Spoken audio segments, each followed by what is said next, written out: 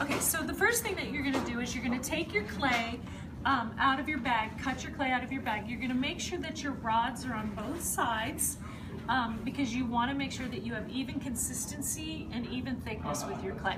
So you're gonna take your rolling pin and make sure that it's rolling on the rods. Okay, that's very important. Sometimes this will happen. You're gonna have an uneven thickness. It's very important to have a nice even thickness. So you're gonna take it and roll it out like that.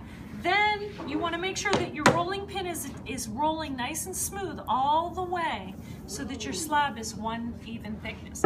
Then you want to make sure that you set this in the sun or put it over there under the dryer so that it is in the leather hard state. Leather hard, remember, is still soft, okay? But when I go like this, it's stiff enough to hold its own because you can't put a box together in the plastic state because the sides will wobble. So I've cut out some templates. A box has 6 sides. So what we're going to do is we're going to compensate for the thickness of the clay, which is 1/4 inch. So the bottom and the top are going to be 3.5 inches by 3.5 inches.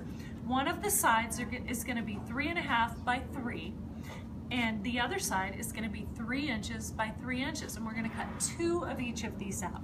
So what I'm going to do is I'm going to lay them here, and I'm not just going to use my templates to cut, but I'm actually going to take a ruler on the inside of the template so that if I slip,